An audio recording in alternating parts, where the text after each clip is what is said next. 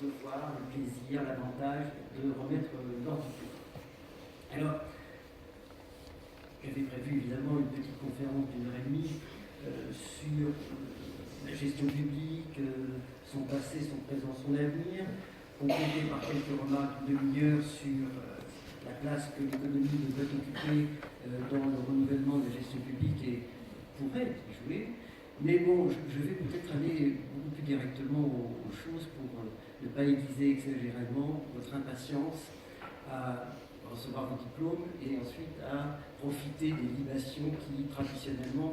accompagnent et suivent cette remise de diplôme. Je voulais dire simplement que pour ceux qui un jour auraient du temps à perdre, il serait intéressant de réfléchir à la façon dont ce master s'est inscrit, à sa modeste échelle, n'exagérons rien, comme un certain cas, un certain exemple de politique publique. En effet, il est né dans un contexte qui pouvait constituer ce qu'on appelle parfois une fenêtre d'opportunité. Vous le savez, on l'avait déjà dit, donc je vais rapidement, parce que vous le savez tous, on l'a déjà dit souvent, dans la vague que avait déclenché finalement l'émergence du tsunami de la LOLF et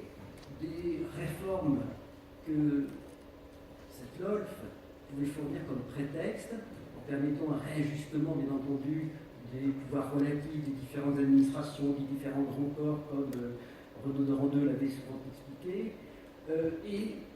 en fournissant une justification à la prééminence, en tout cas un rôle plus important donné à ce qu'on peut appeler, et qui est le cœur de votre master, le pilotage, et j'entends le pilotage dans un sens particulièrement financier, le pilotage financier et budgétaire de l'action publique. Donc, dans ce contexte-là, je rappelle l'ENA qui était à la recherche de partenaires, qui souhaitait d'ailleurs développer, sauf erreur, des formations continues, y compris pour des raisons justement liées à la gestion publique, c'est-à-dire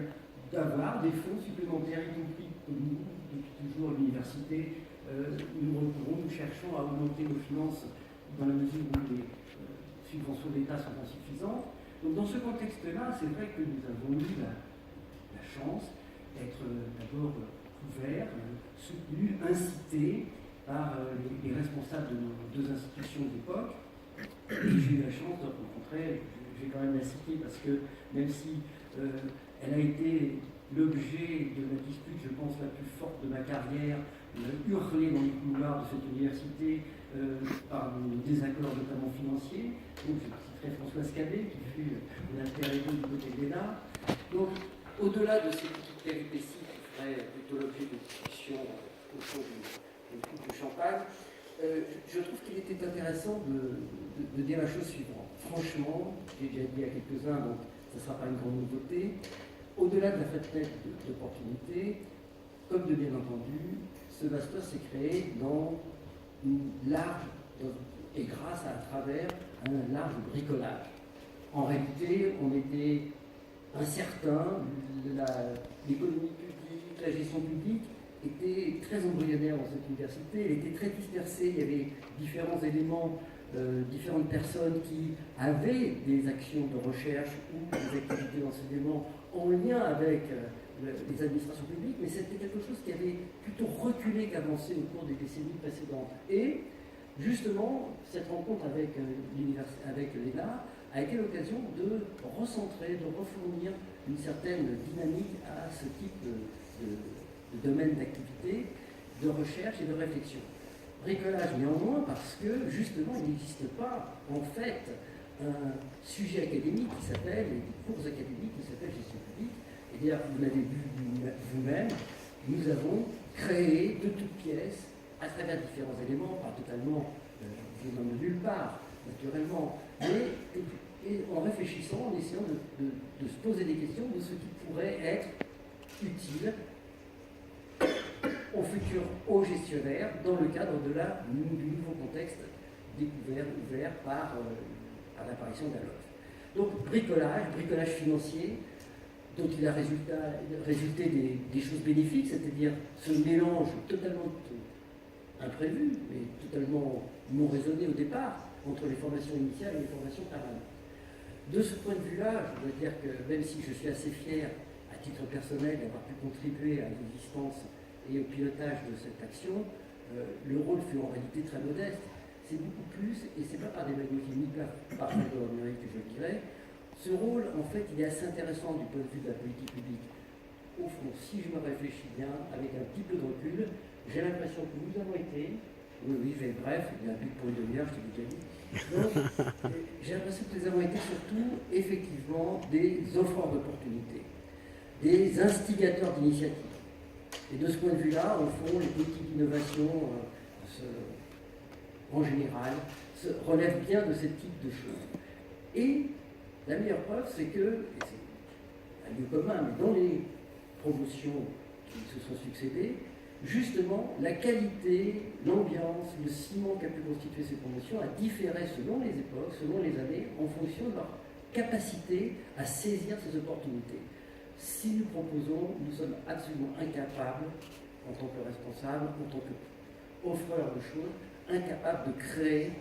la réalité de ce que vous avez vécu. C'est vous-même la co-construction, la fameuse co-construction, ce lieu commun. Et ce lieu commun, en réalité, il est inégalement vrai selon les endroits, selon les périodes, mais il a été très important dans cette formation et dans l'évolution de ces formations. Et si je me tourne vers un certain nombre d'alumni, c'est encore une fois ni par flagornerie, ni par démagogie, mais simplement parce que, à certains moments, ils nous ont, comme aurait dit Kant à propos de Hume, excusez-moi la paraphrase, ils nous ont réveillés de notre sommeil dogmatique. Ils ont pris de l'initiative, et notamment une bonne partie de ceux qui sont là en face de moi, pour nous dire, allez, on a mieux à faire que ce que vous avez proposé, allons-y, imaginons, inventons. Et c'est vrai qu'ils ont contribué avec ce que nous proposions, ils ont contribué, je pense, à tourner un petit peu, disons, à augmenter la visibilité et aussi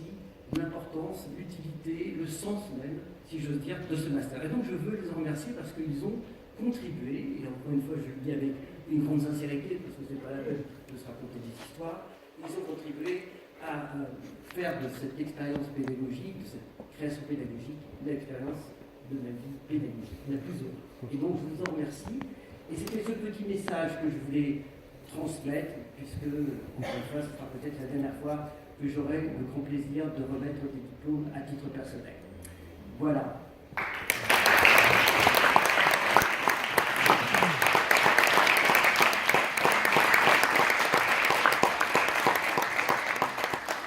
Je souhaite clair que tu es invité permanent à compter d'aujourd'hui et pour un temps très long.